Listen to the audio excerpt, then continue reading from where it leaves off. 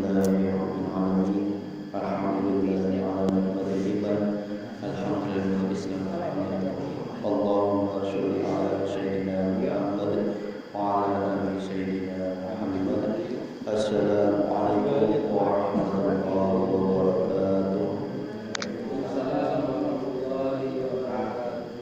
Alhamdulillah kurang sadayana bisa berkumpul di masjid ini. Ya, alhamdulillah dalam rangka kita istiqomah menepati apa yang sudah kita lakukan, yang insyaallah jika suatu masjid kita hidupkan suatu majelis, insyaallah akan membawa keberkahan bagi diri kita, keluarga kita, dan juga daerah ini sekitarnya. Jadi kita niatkan sama-sama ngaji bersama, ngaji bareng, ya insyaallah malam ini yang akan kita ngaji bersama dalam Al-Quran Al-Karim. Semoga Allah senantiasa memberi yang kita inginkan. Kita akan buka secara acak Bapak-bapak, ya. Insyaallah bismillahirrahmanirrahim. Kali ini kita mendapatkan bab, yaitu bab makanan yang halal dan yang haram. Alhamdulillah kita dapat materi ini, makanan yang halal dan yang haram. Allah berfirman dalam surat Al-Baqarah ayat 172. A'udzu billahi minasy syaithanir rajim. Ya ayyuhalladzina amanu kulu min thayyibati ma razaqnakum washkuru lillahi in kuntum iyyahu ta'budun. Innama harrama 'alaikumul maytata wad-dama wa lahmal khinziri wa ma uhilla bihi li ghairillah faman ittaqa ghayra baghin wal 'adin fala isma 'alaihi innallaha ghafurur rahim. Innal ladzina yaktumuna ma anzalallahu minal kitabi wa yashtaruna bihi thamanan qalila ulaika ma yaquluna fi butunihim illa an-nar wa la yukallimuhumullahu yawmal qiyamati wa la yamshaqqihim wa lahum 'adzabun alim. Ulaika alladhina ishtaraw ad-dalalata bil huda wal 'adaba bil maghfirah fama asbarahum 'ala an-nar dhalika bi anna Allah nazzala al-kitaba bil haqqi wa innal ladzina ikhtalafu fil kitabi la fi shiqaqin ba'id. Al-Baqarah ayat 172 sampai dengan 176, yang artinya mari kita dengarkan bersama-sama.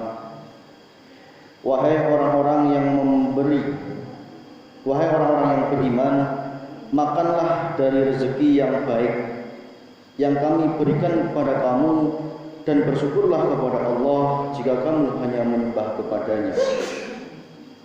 Sesungguhnya Dia hanya mengharamkan atasmu bangkai, darah, daging babi, dan daging hewan yang disembelih dengan menyebut nama selain Allah.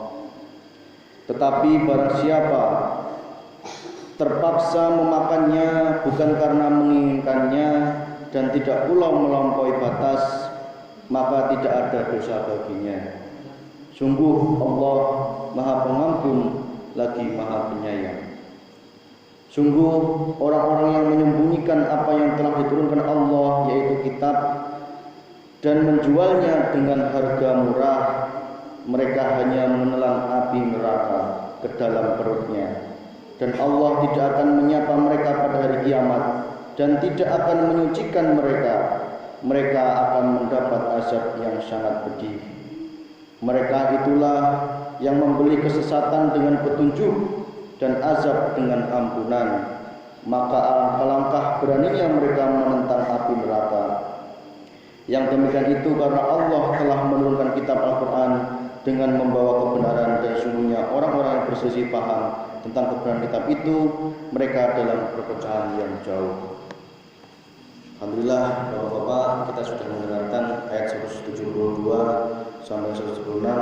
Wahai orang-orang yang beriman, Allah Allah memerintahkan kepada kita semuanya, orang-orang yang beriman, baik yang imannya masih lemah ataupun yang sudah kuat, jika kita mengaku beriman kepada Allah, Allah memerintahkan, makanlah dari rezeki yang baik yang kami berikan kepada kamu. Jadi rezeki yang harus kita makan untuk keluarga kita, anak-anak kita, tentunya harus dengan rezeki yang baik. Ya, ini merupakan suatu hukumnya wajib. Ya, jika melanggar berarti hukumnya dosa. Ya, menjadi seorang petani, menjadi seorang pedagang maupun pemerintah birokrat, ya, semuanya saja itu ada godaannya. Ya, ada godaannya. Maka Allah menggariskan bahwa kita diwajibkan oleh Allah untuk senantiasa memakan rezeki yang baik yang kami berikan kepada kamu. Di sini rezeki yang baik tentunya rezeki yang di jalur yang diridhoi Allah Subhanahu wa taala, rezeki yang halal, ya, tidak melanggar hak orang lain, tidak melanggar syariat-syariat Allah Subhanahu wa taala, contoh berjudi, ya, dan lain sebagainya, termasuk nauzubillah, ya, termasuk mungkin jika rezeki itu didapat dari jalur kiri, ya, ini yang harus kita waspadai betul, ya, karena apa? Bisa jadi kita tergiur, ya, ingin mendapatkan rezeki yang instan, ingin mendapatkan rezeki yang mudah, ya, karena hati kita iri dengki melihat tetangga kita, melihat saudara kita mungkin berlomba-lomba dan sebagainya, ya, jangan sampai kita semuanya terjerumus ke dalam api neraka, ya. Karena sekali kita terjerumus dalam api neraka, terutama, ya, mencari harta melalui jalur kiri, ya, itu sangat berat sekali konsekuensinya, bahkan sampai dengan 7 keturunan saja belum tentu dapat diselesaikan, ya.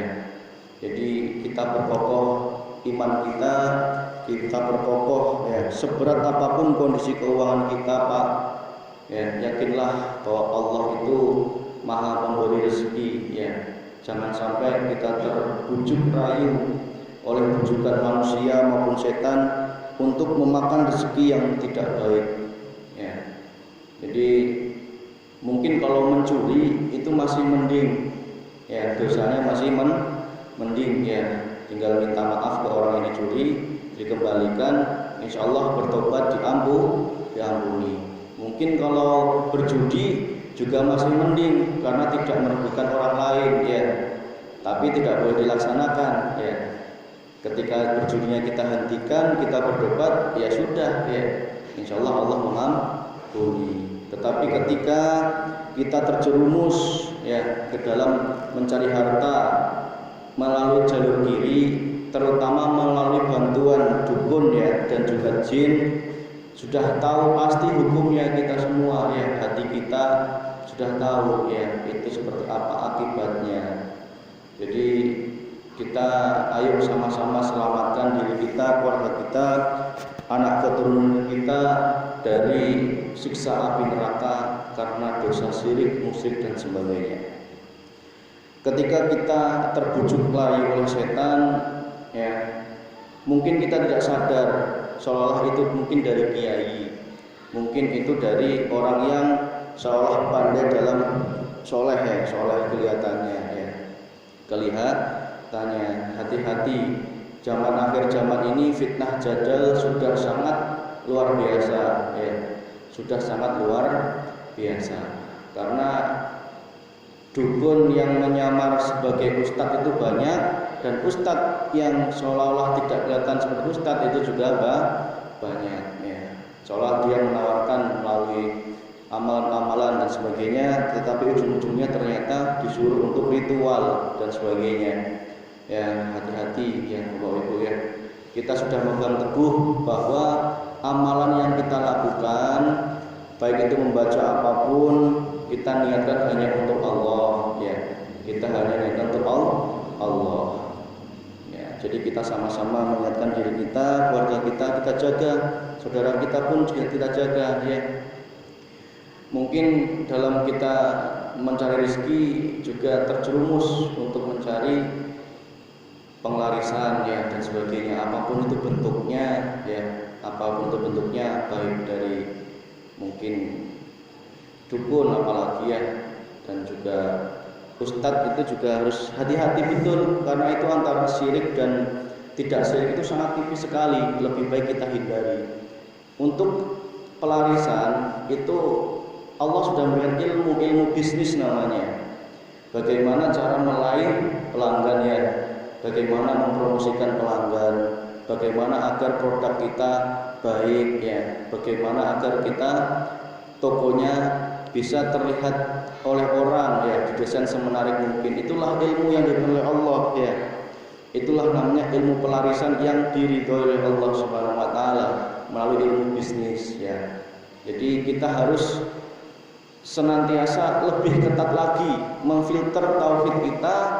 Mungkin kita banyak melihat di toko-toko lain itu, kita melihat masih ada yang memakai ajimat dan sebagainya ya.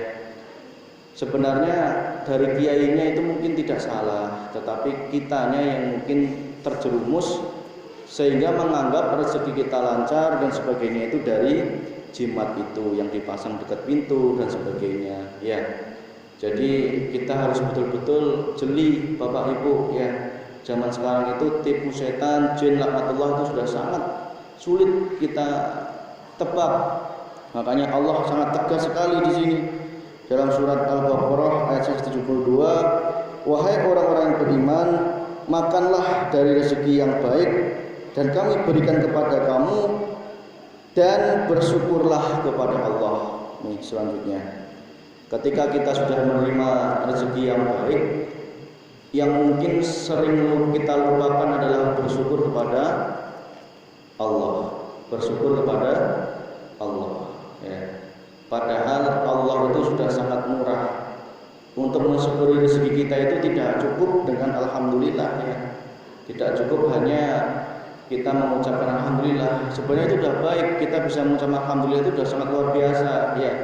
Akan lebih baik lagi jika kita dengan bersyukur itu kita relasikan dengan menyisihkan harta yang bukan milik kita. Sekali lagi, harta yang kita terima itu ada sebagian 2,5% yang itu bukan milik kita Pak Bu. Yang kita kalau itu makan pasti akan membawa siksaan baik di dunia maupun di akhirat ya.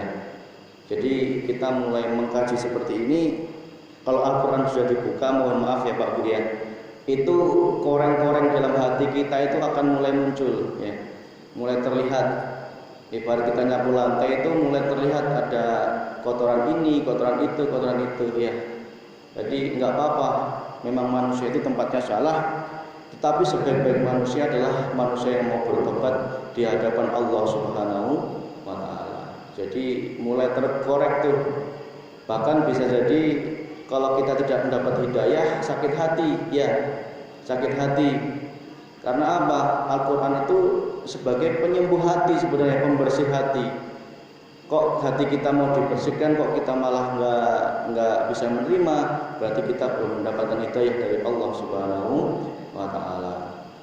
Jadi perintah selanjutnya setelah kita diwajibkan untuk mencari rezeki yang baik, tentunya selanjutnya adalah dan bersyukurlah kamu kepada Allah jika kamu hanya menyembah kepadanya. Nih. Dan bersyukurlah kamu kepada Allah jika kamu ngaku-ngaku hanya menyembah kepadanya. Kita kalau ngaku sudah ngaku ingin menyembah Allah, hanya Allah ya. Ya kita harus bersyukur. Bahkan ayat ini sudah jelas. La in syakartum wa la in kafartum, la in syakartum la azidannakum wa la in kafartum in adzabi lasadid. Barang siapa yang bersyukur kepada Allah, maka Allah akan tambah nikmatnya bagi dunia maupun akhirat. Dan barang siapa yang kufur kepada Allah, nikmat Allah, sungguh siksa Allah atau azab Allah sangat pedih baik di dunia maupun di akhirat. Jadi rasa syukur ini perlu kita pegang teguh ya. Kita ingat dapat 1 juta, 2,5%-nya berapa Pak Bu? 25.000. Kira-kira 25.000 itu dibanding 1 juta masih lebih banyak atau lebih sedikit? Lebih sedikit 25.000 ya. Jadi 25.000 itu perlu kita pahami, itu ada hak fakir miskin dan anak yatim piatu. Karena saat ini kita belum ada amil, silahkan ya bapak-bapak, ibu-ibu niatkan dalam hati, kemudian disalurkan langsung ya, disalurkan langsung, baik terutama ke tetangga terdekat dulu yang sangat membutuhkan, saudara dulu ya, saudara dulu, baik itu ibu ya, bapak ataupun adik-adik kita atau mungkin kakak orang tua kita, saudara kita yang sangat membutuhkan, itu yang lebih utama dulu ya. Kemudian tetangga sekitar kita, baru kemudian lebih luas lagi ya. Jadi 1 juta cuma 25.000 terlalu sedikit, boleh setahun sekali Pak Bu ya, boleh setahun sekali, maka jadikan momentum ya, setahun sekali mungkin mau lebaran ya. Orang Jawa itu mengajarkan kalau mau lebaran itu ngasih uang ke anak yatim ya, itu sangat baik ya, itu perlu kita lestarikan. Kenapa? Kalau setiap bulan sekali cuma 25.000 kan mungkin kita terlalu sedikit ya. Nah, jadi dikumpulkan dulu, nggak apa-apa tuh, dikumpulkan dulu. Yang penting kita sudah niat dalam hati akan kita bayarkan nanti ketika menjelang bulan puasa atau menjelang Ramadan atau mungkin menjelang apa gitu ya. Jadi kita biar menjadi orang yang bersyukur atas nikmat Allah Subhanahu wa taala. Terus kemudian bersyukur dengan rezeki itu tentunya rezeki yang barokah itu ciri-cirinya adalah ketika kita minta itu gampang, tetapi ketika diminta oleh Allah itu juga gampang ya. Itu ciri-ciri yang barokah ya. Minta sama Allah gampang, ketika diminta lagi sama Allah kita juga gampang. Contoh ada pembangunan masjid, terus kemudian ada Idul Adha, terus kemudian mungkin ada sedekah atau mungkin pembangunan. Itu kalau kita paham betul hakikat rezeki yang barusan kita kaji bersama, tentunya itu merupakan kita tergergah hati kita untuk senantiasa ayo kita jangan terlalu mencintai dunia kita ya. Bahkan Allah mengatakan itu tidak akan rugi kita melakukan berapapun itu. Bahkan dalam hadis dikatakan jika kita beramal ya, bersedekah ya, 1 itu sama Allah akan dibalas dengan 7 tangkai ya. 7 tangkai kemudian akan berbuah menjadi 1 tangkainya 100 ya. Coba bayangkan. Itu baik berupa fisik, berupa rezeki maupun pahala juga bisa, tergantung Allah ya. Bisa Allah membayar kontan sekarang rezeki sedekah ya 1 terus kemudian dapat 700 bisa, tetapi jangan sampai itu menjadi niat kita ya. Itu adalah bonus dari Allah. Jangan sampai kita sedekah ya, kita sedekah 1 nih biar dapat 700 ya. Itu tentunya kita rugi. Kita dapat dunia tetapi akhirat kita masih kosong ya. Padahal yang nanti akan dinilai oleh Allah adalah akhirat kita. Nah, itu merupakan pemahaman sehingga dan bersyukurlah kepada Allah jika kamu hanya menyembah kepadanya. Kira-kira sudah ditanamkan belum untuk bersyukur Pak? Ya, insya Allah ya. Insya Allah ya, kita memohon kepada Allah ya. Untuk bersyukur itu bukan kemampuan kita Pak. Ya, kita menjadi orang bersyukur pun, bisa bersyukur pun itu juga pemberian dari Allah. Tidak gampang untuk menjadi orang bersyukur, itu tidak gampang ya. Bahkan godaannya sangat berat ya, sangat berat. Karena apa? Nafsu duniawi cinta kita itu masih perlu dilatih ya. Jadi tidak bisa instan Pak ya. Kita nanti prakteknya nggak bisa instan ya. Jangan dipaksakan ya. Mungkin setelah ini saya langsung sedekah saja segitu banyaknya, itu nanti nafsu muatannya ya. Jadi perlu dilatih pelan, sedikit-sedikit ya, seikhlas kita, semampu kita ya, kita keluarkan sedekahnya dan juga kita keluarkan apa yang menjadi hak fakir miskin 2,5% zakat yang itu hukumnya wajib, ya, hukumnya wajib. Kemudian surat Al-Baqarah ayat 173, sesungguhnya dia hanya mengharamkan atasmu bangkai, darah, daging babi dan daging hewan yang disembelih dengan menyebut nama selain Allah. Tetapi barang siapa memakannya bukan karena menginginkannya, karena terpaksa dan tidak melampaui batas, maka tidak ada dosa baginya. Sungguh Allah Maha Maha Penyayang. Ya. Jadi di sini sudah digariskan sama Allah rezeki makanan, ya, makanan yang haram itu jelas, babi jelas haram, ya Pak ya. Babi haram. Terus kemudian bangkai kalau ada ayam sudah mati jangan awal-awal teuing ya. Udah tahu udah nggak ada nafasnya, ya. Bukan kita nyembelihnya itu kalau udah mati, ya. Itu berarti sudah bangkai. Kok masih ada nafasnya berarti masih hidup. Contoh ditabrak tengah jalan masih hidup, ya kita sembelih nggak apa-apa, masih hidup.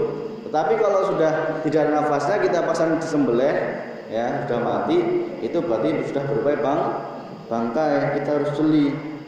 Kemudian darah. Dulu saya sendiri pernah ya. Dulu di Pacitan itu ada keyakinan kalau darah ayam itu digodok ya, digoreng lupa saya, itu bisa untuk obat. Dan saya sendiri pernah memakannya karena tidak tahu ya. Itu pernah ya. Jadi darah itu hukumnya haram. Ya, hukumnya haram. Kemudian daging yang disembelih atau hewan yang disembelih dengan menyebut nama selain Allah. Nih penting banget nih ya. Jadi kalau kita menyembelih hewan itu tanpa menyebut Allah itu pasti haram ya. Dan niatnya pun juga harus betul. Niat nyembelihnya untuk apa itu juga harus betul ya. Apakah karena Allah atau di luar jalurnya Allah ya. Kalau kita untuk syukuran berarti karena Allah ya. Kalau kita untuk nafkah makan sekeluarga berarti masih untuk Allah ya. Itu hukumnya wajib ya. Ketika menyembelih hewan minimal Bismillahirrahmanirrahim, jangan dicampuri dengan apapun ya. Jadi kita harus jeli ya. Harus betul-betul memahami syariat-syariat yang telah dijelaskan oleh Allah Subhanahu wa taala. Tetapi barang siapa yang terpaksa memakannya bukan karena menginginkannya dan tidak melampaui batas, maka tidak ada dosa baginya. Nih. Artinya terpaksa itu berarti kondisi yang tidak ada lagi yang bisa kita makan selain bangkai katakanlah. Itu boleh, Pak. Semisal di suatu terdampar suatu pulau kok ada cuma bangkai ya. Bangkai burung yang jatuh dari langit semisal ya. Kok itu cuma itu bisa kita makan, ya jadi halal. Kok adanya cuma babi, ya itu juga halal. Ya. Jadi hukum terpaksa dalam Islam itu hukumnya yang haram bisa menjadi halal. Ya, kalau kita mau membedah ya, hukum riba itu bisa masuk ke hukum ini. Riba itu hukumnya haram, Pak Bu ya. Hukumnya haram. Tetapi zaman sekarang kita sudah dalam posisi tidak bisa berbuat apa-apa. Karena apa? Seluruh sendi-sendi perekonomian itu sudah dikuasai oleh namanya bank ya. Oleh namanya bank. Dan bank itu bisa hidup dengan cara meminjamkan ya, dengan cara meminjam. Nah, bayangkan jika bank seluruh Indonesia ini tutup, kira-kira ekonomi bisa berputar enggak? Enggak bisa. Zaman sekarang harus transfer ya. Naik haji harus transfer dan sebagainya ya. Makanya hukum riba ini saat ini kondisi kita sudah kondisi yang kita tidak bisa berbuat apa-apa ya. Sehingga kalau mau minjem ke bank ya, kalau tidak terpaksa banget jangan. Kalau tidak terpaksa banget ya. Karena apa? Karena zaman sekarang kalau kita misalkan yang nggak ada lagi yang kita jual, nggak ada lagi yang kita pinjemin, kok kita butuh banget uang untuk berobat orang tua kita, kok satu-satunya jalan ya cuma dengan meminjam bank, yaitu menjadi halal ya, menjadi halal karena tidak ada lagi yang bisa kita usahakan. Nah, daripada orang itu mati ya, orang itu mati kemudian tidak bisa membayar obat penyakitnya ya di rumah sakit ya, Jadi hukum haram kalau dalam keadaan terpaksa itu bisa menjadi halal, tetapi tetap kalau bisa kita hindari ya, kalau bisa kita hindari. Nah, sekarang kita lanjut bahwa jika kita tidak melampaui batas, maka tidak dosa baginya. Sungguh Allah Maha Pengampun, Maha Penyayang nih, Pak ya. Jadi Allah itu Maha Pengampun dan Penyayang ya. Yang tidak diampuni oleh Allah itu hanya satu, dosa syirik dan musyrik. Karena apa? Dosanya itu sampai 7 keturunan ya. Nek dosa riba masih diampuni ya. Kita melakukan riba, kita stop ya, kita stop, kita tobati, kita berhenti, kita lunasi ya. Kita bisa menjual aset, kita lunasi, itu masih bisa diampuni ya. Atau mungkin kita tidak bisa melunasi, kita selesaikan sampai benar-benar habis cicilannya, terus kita jangan ngambil lagi, itu salah satu bentuk tobat. Contoh, kita udah terlanjur nih ya, udah terlanjur minjem ke bank, terus kemudian kita tidak bisa menjual apapun ya untuk menutupi itu, sehingga yang kita bisa rasakan hanya mencicil. Jadi mau nggak mau kita harus melunasi. Melunasi hutang itu juga sama aja kewajiban ya. Tetapi ketika kita sudah tanamkan dalam jiwa kita untuk bertobat, itu nggak apa-apa, insya Allah masih diampuni ya. Yang penting selanjutnya jangan diulang kembali. Nah makanya kemudian Allah itu Maha Pengampun, Maha Penyayang ya. Jadi kalau kita dalam hal rezeki itu ternyata Allah masih mengampuni ya. Kecuali dosa syirik dan musyrik ya. Pencuri itu masih diampuni Pak kalau taubat Pak ya. Tapi kalau dosa syirik, mencari harta jalur yang kiri, itu sangat berat ya. Berat karena kaitannya dengan perjanjian dengan jin ya. Tidak semudah itu jin melepaskan. Nah mencuri dengan manusia minta maaf, dimaafkan, terus kemudian mengembalikan bisa diampuni ya. Terus kemudian berjudi apalagi ya. Tapi ketika kita melakukan pesugihan, terus kemudian pelarisan, ya kita harus hati-hati betul, jangan kita kotori. Kalau sudah terlanjur, segera bertobat, tetapi dengan bertobat yang sangat nasuha, ya, dan merapat ke orang yang ahlinya untuk bisa memutus perjanjian dengan jin itu. Rapat dengan orang ahlinya, pasti akan ada solusi ya, jika Allah menghendaki solusi ya. Tetapi biasanya sangat berat karena pengalaman yang sudah ya, itu 40 tahun perjuangan saja belum tentu mampu menyelamatkan ya. Itu bukti bahwa ternyata ganasnya bersekutu dengan Allah itu luar biasa. Lebih baik kita capek-capek kayak Pak RT ya, capek-capek manggul kayu, itu jauh lebih mulia ya Pak ya, jauh lebih mulia. Pak Hansip ya ngindongin paralon ya, katanya ke mana, ke Pamsimas sana, itu jauh lebih mulia Pak dibanding harta yang melimpah tetapi dengan jalur kiri. Bahagia dunia, bahagia akhirat dengan Pak. Karena apa? Puas. Uang 50.000 dengan harta yang hasil keringat yang begitu ya, kita niatkan nilai ta'ala, kita serahkan kepada istri kita, itu merupakan suatu ketentraman. Beda nggak Jung antara nyuri dikasihkan ke istri ya dengan 50.000 hasil keringat ya, dan itu halal diberikan ke istri, lebih bangga mana? Lebih bangga 50.000 diberikan istri yang halal, lagi barokah ya. Kita lanjut ke ayat selanjutnya, masih ada waktu 15 menit lagi, cukup untuk merampungkan satu bab ini insyaallah. Sungguh orang-orang yang menyembunyikan apa yang telah diberikan Allah, yaitu kitab, dan menjualnya dengan harga murah, mereka hanya menapi neraka api dalam perutnya. Nah, nih. Jadi ada juga orang-orang yang menjual ayat-ayat Allah dengan harga murah ya Pak ya. Padahal ayat-ayat Allah itu tidak boleh dijual ya. Bahkan Nabi Muhammad tuh ketika berdakwah tidak mengharapkan spesial pun ya, tidak mengharapkan dan tidak menjual dakwahnya ya kepada siapapun. Kalau udah dijual mungkin sekarang udah kaya ya, Karena ada berapa jutaan umat Islam ya. Jika suruh store ya setiap hari ya gitu ya. Mungkin banknya Nabi Muhammad udah kaya raya ya Pak ya. Ibarat MLM bisa bawa satu di bawah 5 gitu ya. 1 5 bawa 1 banyak terus berapa itu harganya ya. Tapi itu ternyata dilarang oleh Allah ya. Allah melarang sungguh orang-orang yang menyembunyikan apa yang telah diturunkan Allah, yaitu kitab, dan menjualnya dengan harga murah, mereka hanya menahan api neraka ke dalam perutnya.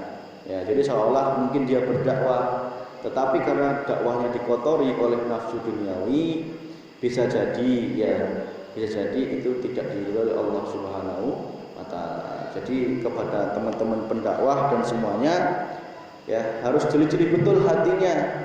Ya, menerima amplop itu sah, halal hukumnya ya. Menerima amplop itu halal. Yang haram adalah ketika hati kita terkotori. Dakwah kita bukan lagi lillahi ta'ala, tetapi karena ngamplop ngarep-ngarep amplop. Tetapi kalau kita datang diberi itu halal, diberi bingkisan, diberi hadiah, itu karena bentuknya hadiah ya. Tetapi yang tidak boleh adalah ketika seorang pendakwah itu sampai nauzubillah ya memasang tarif ya. Itu nauzubillah ini galik ya Pak ya. Harusnya bisa memahami. Bahkan dalam Yasin dikatakan, dan ikutilah orang-orang yang tidak meminta balasan sepeser pun. Dalam Yasin ayat 21 dibuka nanti ya. Dan ikutilah orang-orang yang menegakkan agama Allah tanpa meminta atau mengharapkan balasan sepeser pun. Intinya gitulah. Ya, jadi kita harus jeli ya. Kita harus jeli karena zaman sekarang itu yang betul ikhlas lillahi ta'ala ingin berdakwah seperti semangatnya Rasulullah itu sudah sangat jarang sekali Pak Bu ya. Sudah sangat jarang ya. Jadi kita bersyukur ya. Kita bersyukur ya. Bersyukur bahwa senantiasa kita dibukakan hati kita dengan Al-Qur'an sehingga meskipun nanti koreng-koreng hati kita terkorek ya Pak ya. Terkorek. Pesan saya tetap ya, jangan sakit hati ya. Sakit hati nggak apa-apa, tapi jangan lama-lama gitu ya. Karena sakit hati itu manusia sawi. Ya, tersinggung itu manusia sawi, tapi jangan lama-lama ya. Kalau kita dapat hidayah, terus tetap merapat ya. Apalagi dalam majelis seperti ini kita dilarang untuk sombong ya, dilarang untuk meninggikan hati. Sadar bahwa kita itu sebenarnya tidak punya apa-apa, kita tidak punya ilmu apa-apa ya. Kita seperti ini belajar ngaji bareng-bareng ini juga karena kita mengharap ridhonya Allah Subhanahu wa taala. Makanya jangan sampai kita menjadi orang-orang yang menjual ayat-ayat Allah dengan harga yang murah, yang artinya kita ini mengharapkan selain Allah tentang dakwah kita ya. Kita mengajak orang kebaikan, ternyata ujung-ujungnya biar jualan pakai ya, kan ada nggak gitu ya? Ada ya. Kita mengajak orang untuk kebaikan ya, ayo ke masjid, ujung-ujungnya apa? Nanti untuk bisnis MLM, ada kayak gitu Pak ya, banyak ya. Jadi sungguh sangat rugi sebenarnya. Sebenarnya yang dia dapat ya hanya duniawinya itu, tetapi rugi, akhiratnya akan rugi. Ayat 175. Mereka itulah yang membeli kesesatan dengan petunjuk dan azab dengan ampunan. Maka alangkah beraninya mereka menentang api neraka. Nih, Allah sangat murka sebenarnya orang-orang seperti ini ya. Jadi zaman sekarang ini sudah merupakan zaman akhir zaman ketika kita sulit membedakan mana yang benar-benar ustadz ya, mana yang benar-benar bukan ustadz. Sulit Pak. Bahkan dukun aja sekarang sudah pintar menyamar sebagai ustadz ya, bahkan rajin ke masjid dan sebagainya ya. Ternyata ujung-ujungnya membawa kemusyrikan ya. Itu kita harus jeli ya.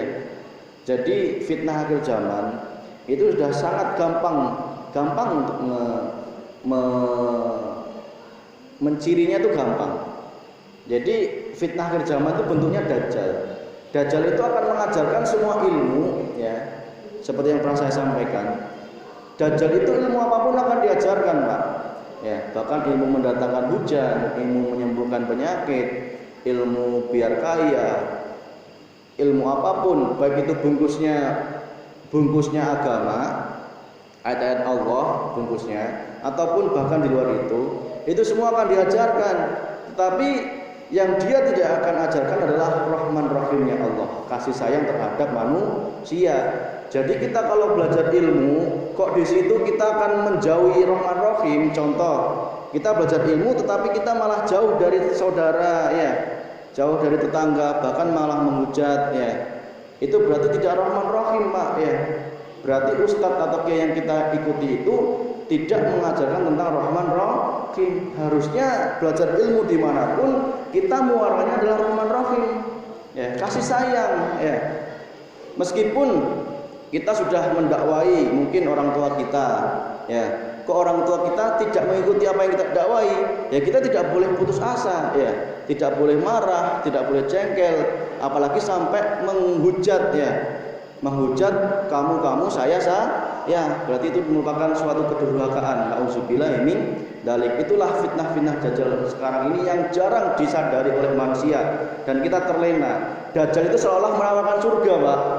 Dijualnya surga, nih kamu syariat biar dapat surga ya. Tetapi ternyata sesungguhnya itu neraka. Karena apa? Akan menjauhkan dari sifat Rahman Rahim terhadap sesama, menjauhkan terhadap Rahman Rahim terhadap sesama. Cirinya gampang, jika ada suatu kiai kok kita malah membuat jauh dari Rahman Rahim terhadap sesama, berarti itu adalah fitnah-fitnah Dajjal zaman sekarang ya. Yang mungkin kiai itu tidak menyadarinya, bisa jadi ya, bisa jadi tidak menyadari ya, karena Dajjal itu berupa sifat ya, berupa karakter, sikap yang halus yang kita tidak menyadarinya. Makanya kalau kita ngaji ya, terus kita kembangkan Rahman Rahim, kasih sayang terhadap sesama, terhadap orang tua meskipun beda akidah, jangan marah ya, tetap kita berbuat baik terhadap orang tua ya, terhadap anak jangan boleh jengkel ya, terhadap saudara kita, tetangga kita meskipun mereka beda akidah, tetap kita baik ya, kita rangkul ya, kita tidak boleh mencela keyakinan mereka.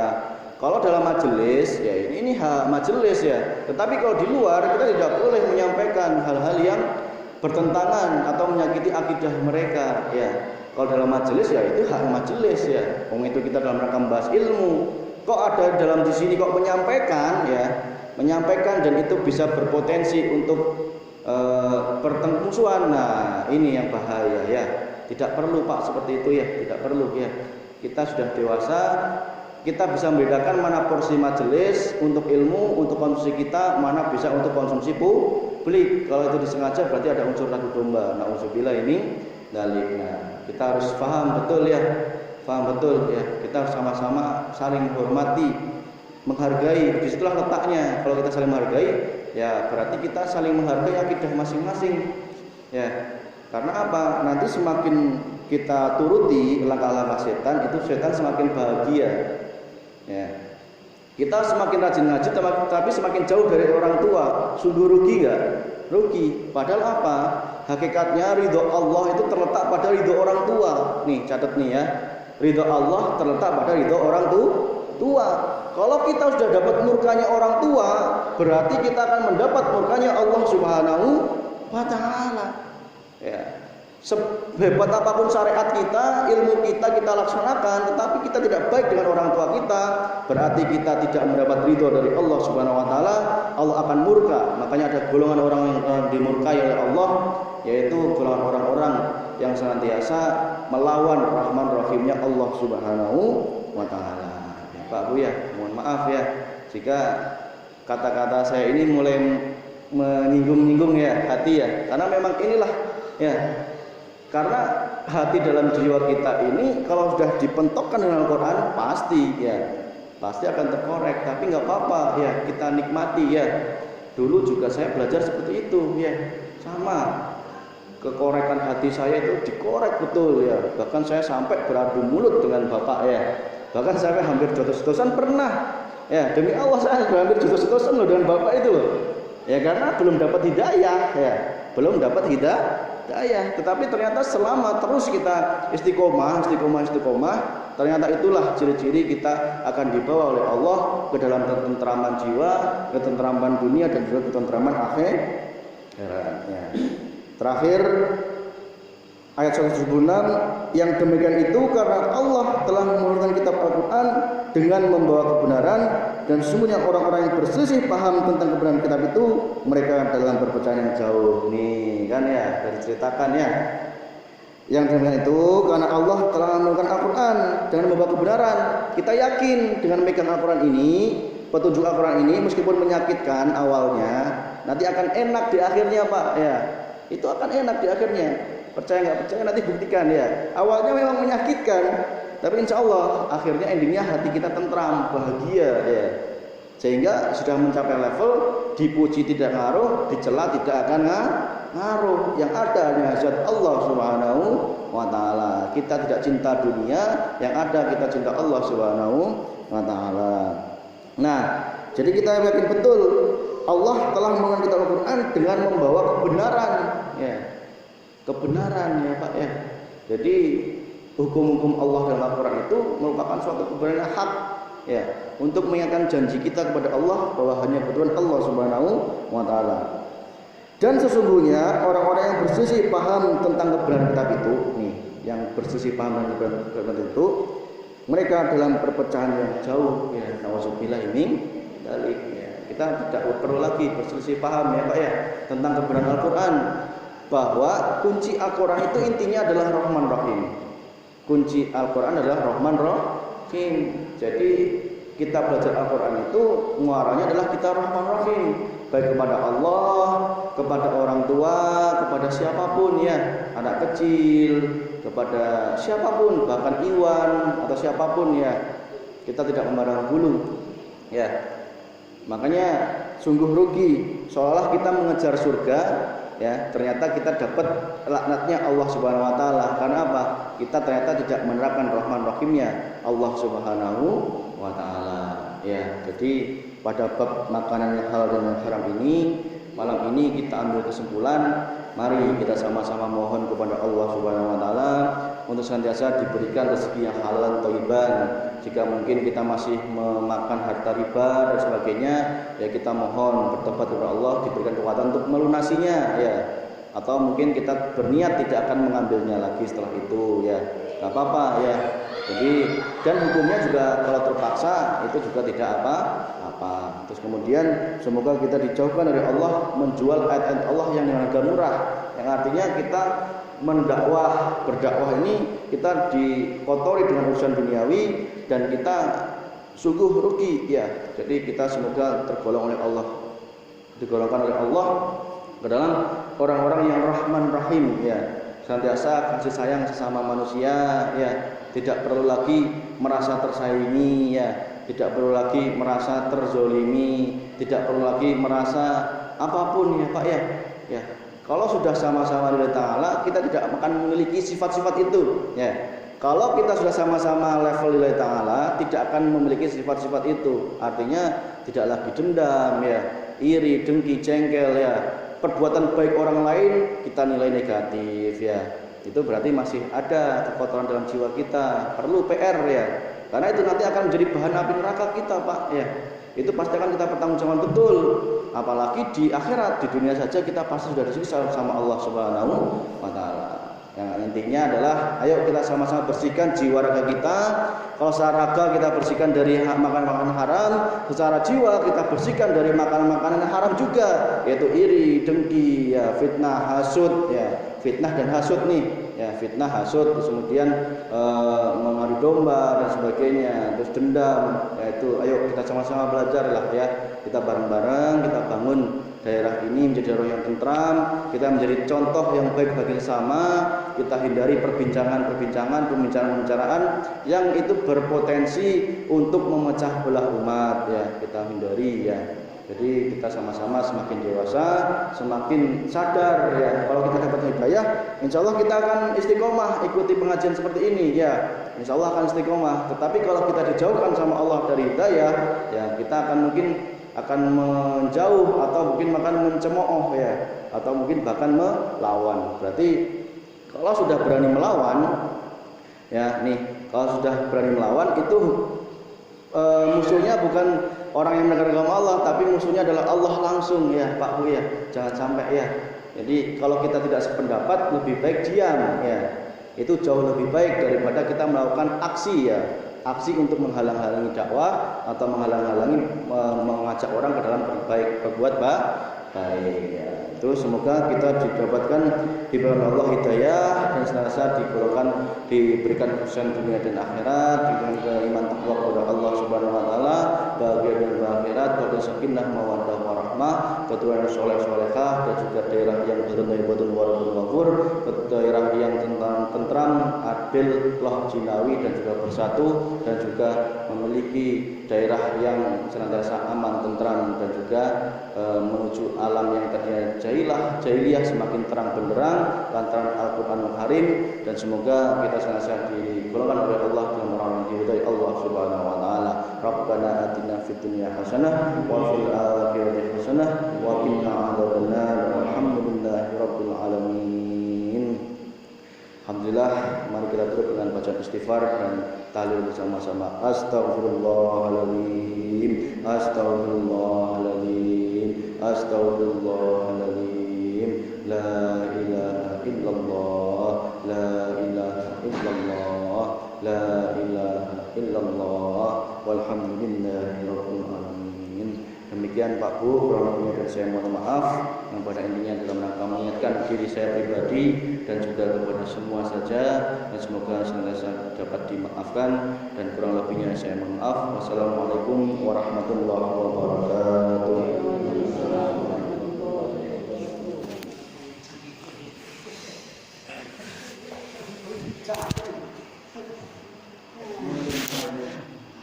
Oh, milihnya dingin. Milihnya dingin. Kan itu dingin.